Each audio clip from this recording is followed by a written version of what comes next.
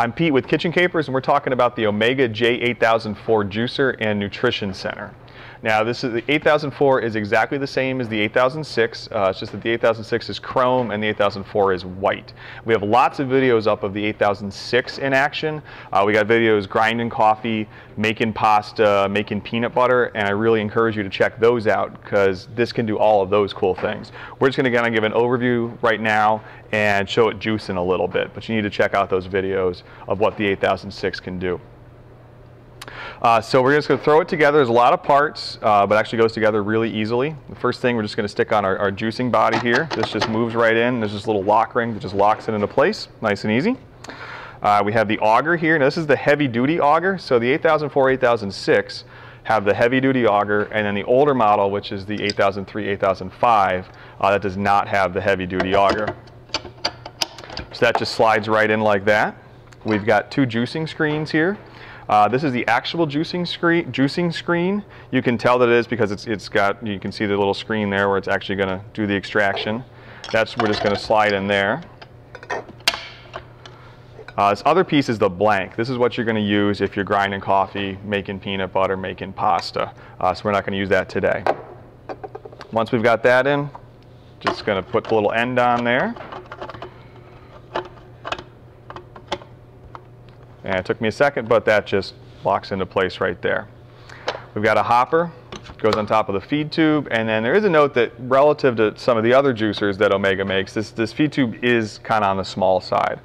Still really functional, but if you're doing like big carrots, I've got some carrots I had to cut up here, we're going to juice in a minute, or certainly apples, anything like that, you're going to have to cut up in order to fit down in that feed tube. And then there is a pusher here that you can use to push down to the feed tube. We've got two little buckets here. So we're going to take this one. This is what's going to catch our juice. We've got a little screen here that just fits in there, and that kind of helps to filter out any bit of pulp that might actually get through to your juice.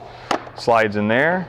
This guy goes here, and that's going to catch the pulp as it comes out. The one other part that we didn't talk about yet is you've got these pasta attachments or pasta ends here. So there's different sizes for a couple different sizes of breadsticks you can make, and then there's a couple linguine flat noodles, and then a couple sizes of spaghetti that you can use if you're making pasta. So just going to turn this thing on. It moves relatively slow, and a lot of people are surprised by that because they're used to the fast-moving, high-speed juicers. But the masticating juicers move slow and kind of crush the food in order to get the juice out. And what that does is the slow speed doesn't build up any heat, and the heat can destroy your enzymes and the other healthy, nutritious stuff that you want in your juice. So we're just going to start sticking some stuff in. Here's a little bit of carrot we're going to stick in there. It's good at use a feed tube to kind of get that down in there, the pusher. So a bit of wheatgrass. This thing's good at doing wheatgrass. A lot of people juicing wheatgrass these days. Kind of push that down in there. Get some more carrot down in there with our wheatgrass. A little bit of apple.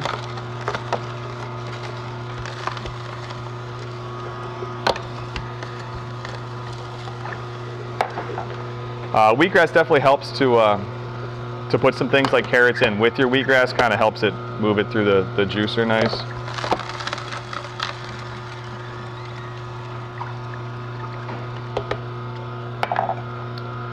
That's it, and you can see that you've got your juice here, and you can see that how dry that pulp is. That really shows exactly how much you've extracted. You've really gotten just about everything out of that vegetables and the fruit as you can.